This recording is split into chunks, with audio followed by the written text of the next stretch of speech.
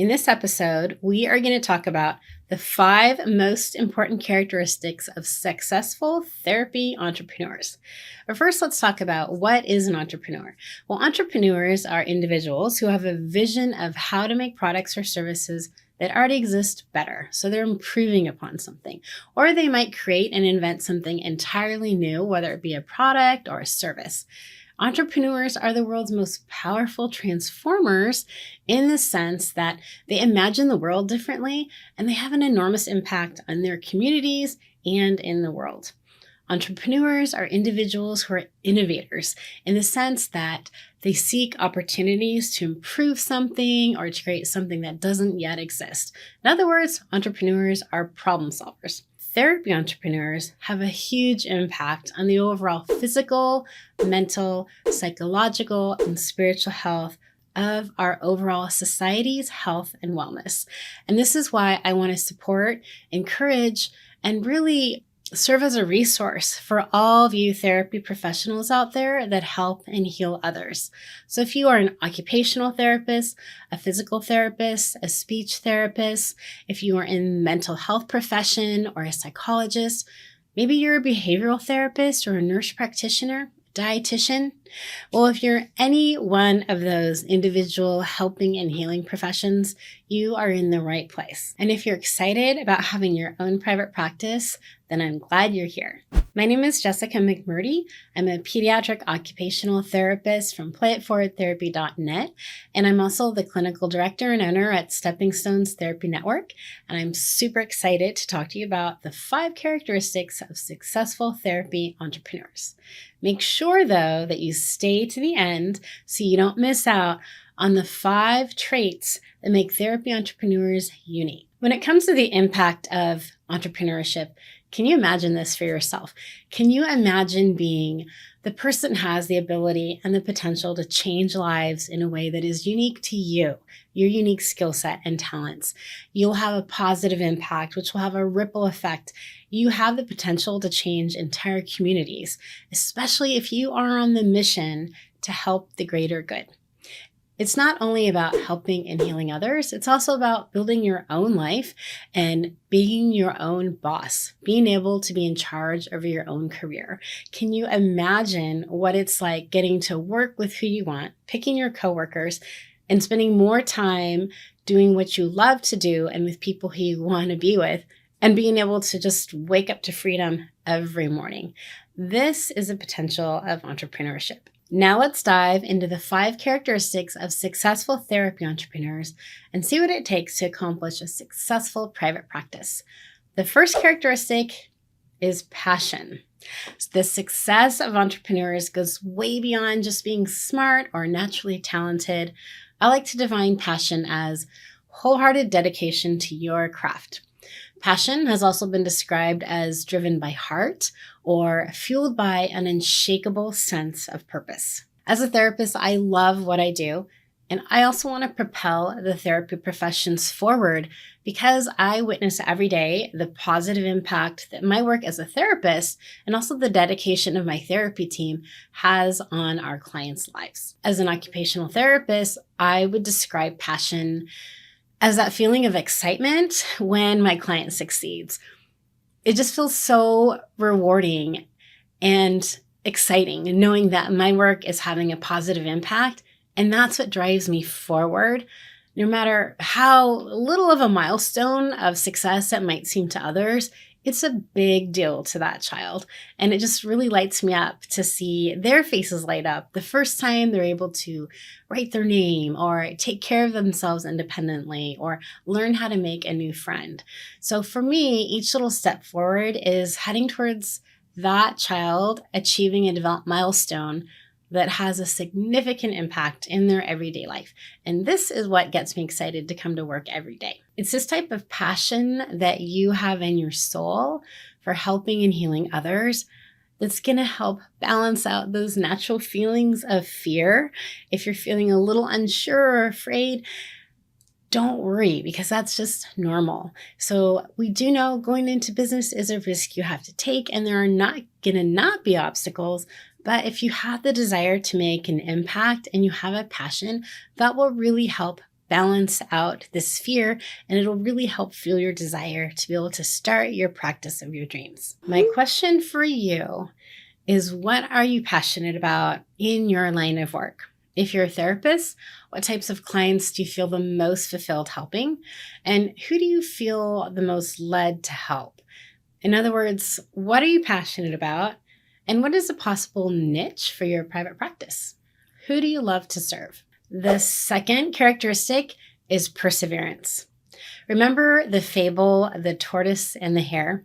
Well, here's a quick recap. So the story begins with the hare ridiculing the slow-moving tortoise, and the tortoise got really tired of the hare's prideful arrogance and his teasing, and so he challenges the hare to a race. Now the hare quickly leaves the tortoise behind, leaves him in the dust, and he's so far ahead that he decides to take a nap midway through the race. When the hare wakes up, he finds that his slow but steady competitor, the tortoise, has arrived before him and won the race. So, of course, the lessons learned from this fable are, number one, keep in mind that the entrepreneurial journey is not a sprint. It is definitely a marathon. You don't want to rush into it. You want to go at your own pace. And you also want to find the right people who encourage you, that don't discourage you from doing what you know you can do. You want to find your tribe to help cheer you on and support you in your entrepreneurial journey. Over the last 2 decades, I've seen a lot of therapy practices come and go, and it's really only a few that have succeeded despite the obstacles. But I know for a fact that the most successful therapy practices have owners and leadership team that does not take shortcuts.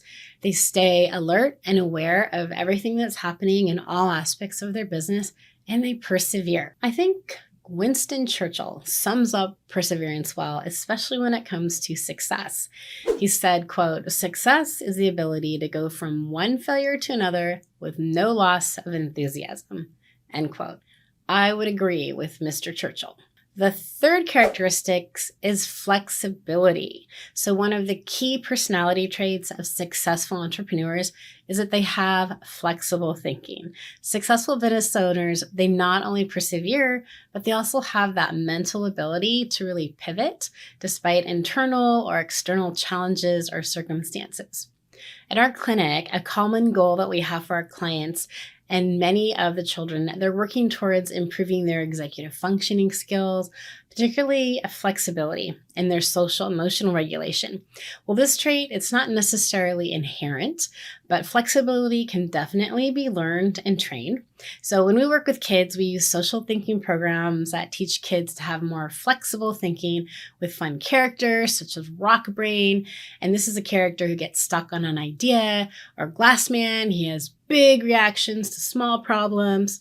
Or another favorite character we like to use to teach flexibility is Bubblegum Brain. So all of these children's stories are used to teach the value of flexible thinking and how it can help you succeed in life. And even though these characters are targeted at children, they help remind me that in case of therapists and as business owners, we also need to have flexible thinking, and we need to not get stuck on our own ideas and learn not to overreact to small problems. Number 4 is creativity. So there are many forms of creativity, but when we're talking about creativity within the framework of business, creativity is the ability to think outside of the box. So remember, entrepreneurs, by their very nature, solve problems, and often the solution is not immediately apparent. As a therapy entrepreneur, I want you to be open to thinking about solutions to problems in a new way. Creativity, it really comes into play within a therapy practice in a couple of different ways. So for example, you definitely will benefit from creativity in your clinical practice if you are keeping your therapy programs and your activities interesting, and if you're thinking up creative ways to solve the problems for your clients. Now, I have to toot my own horn in terms of being an occupational therapist, because OTs are masters at creativity because their patients are not able to successfully achieve everyday tasks in a traditional way. So they got to think outside the box to be able to modify the environment or adapt a tool or a piece of equipment to solve a problem. Now, when it comes to business and thinking creatively in business, I think one area that's absolutely essential for your creativity is in marketing. So I wrote the chapter on marketing in the 6th edition of the OT Practice Manager, and I love to learn about how to creatively market so that people can benefit from my services and that they'll be able to find me. And once you have the basics of marketing, whether it's for your brick and mortar or your online practice, it really helps to be creative on how you can help engage your ideal clients and how you can creatively think about marketing strategies to grow and progress your practice. However, I do have a big warning where you should not use your creativity when it comes to billing, any ethical and legal issues. There's no room for creativity there. Number 5 is growth mindset. The number one factor I believe that determines the future of your practice is your mindset. Your mindset is an absolutely critical factor in business decision making, and it'll also determine whether your business will perish, plateau, or if you can pivot and progress. A growth mindset at first starts with yourself and your own mental attitudes and your willingness to grow and to learn. And it goes hand in hand and it complements mental flexibility and perseverance, like we talked about earlier. In other words, when it comes to a growth mindset, are you a lifelong learner and are you coachable? A growth mindset, it really starts with having a strong sense of self, knowing what you're good at, being fully honest with yourself, and knowing what you need some help with. And a little curiosity goes a long way. So if you know you're not really good at accounting aspects or the billing aspects, at least take some time to try to learn it and have a little bit of curiosity. And once you know enough about it, you can say you've learned it and you can confidently outsource it or delegate it to someone else where that is their natural talent. A growth mindset, it also means thinking about opportunities to potentially expand and to enhance your current products or improve your current services. You don't necessarily need to reinvent the wheel, but you can always think of ways to make a current product, a current service, or even a system or a process that you have in your business better. In other words, be innovative. Individuals with a growth mindset, they don't let negative self-talk or self-limiting beliefs get in the way of their success. They're confident, willing to take risks, and have this growth mindset. So whenever I make a mistake, I always like to think of a quote, and it is, "There are no mistakes, only lessons to be learned." And believe me, I've made plenty of mistakes, and I hope that I can share my experience and share my lessons so you don't have to go through the same tricky things that I went through. Let's revisit how your mindset is a really critical component when it comes to business decision making and how it can really impact whether your business will perish, plateau, or whether you can pivot and progress to your potential. For example, since the pandemic, telehealth, telemedicine, telepractice, teletherapy in the therapy world, it has become a huge disruptor in the traditional way that we provide in-person therapy services. And many therapy entrepreneurs and private practice owners were really caught by surprise. But many others saw this as a huge opportunity to be able to help others while expanding their skill set and enhancing their current brick and mortar practices. However, some practice owners were not able to adopt telehealth, or they didn't have the resources or the training to know how to successfully add it to their current practice. Now, I saw this as a problem, and so I created T-School, which is telehealth training for therapists. And basically, I took all of the processes, systems, and how we made it successful at my clinic, and I put it into a course to teach other therapists and other private practice owners how they can add a telehealth program to their current clinic offerings. Now, this course, T-School, was not something I had planned on doing. I just saw that there were so many practices closing, and I know that that has a huge ripple effect because that meant all those therapists, not only were they losing their employment, but all their patients were not getting the care and the support that they need during a time when they probably really needed it most during the pandemic. From my experience adding telehealth to my private practice at Stepping Stones Therapy Network, It was one of the best decisions that I made in over 20 years as a clinician and a business owner. The impact that we had on helping our families who are currently in crisis, it goes beyond words. As a matter of fact, telehealth had opened up opportunities for my therapist to help in ways that we wouldn't be able to achieve working one-on-one with a child in our therapy gym. Telehealth, it really allowed us to have a huge impact on how our kids were doing and coping with everyday life challenges, and it really opened the doors for greater collaboration with parents and caregivers in the moment and in their own homes. We had many magical coaching moments. You may also like checking out the episode where we have a telehealth panel, and that features my own team of therapists who share how telehealth has impacted themselves, not only as providers, but also their clients. So definitely check that out if you want to listen in on some real candid conversations. Currently, therapy entrepreneurs are looking beyond traditional models of service delivery in healthcare to make healthcare more accessible and more holistic than the traditional models of medicine and how we typically deliver services. It's a really exciting time. There's other forward-thinking therapists, and they're seeing telemedicine as an opportunity to leave the daily grind of their therapy jobs to start an online practice where they can call the shots for when, how much, and how long they want to work and who they want to work with. Healthcare entrepreneurs see the opportunities in telehealth.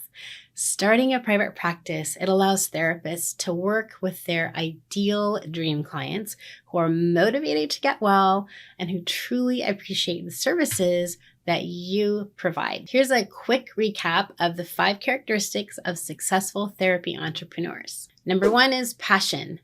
Number 2 is perseverance. 3, flexibility.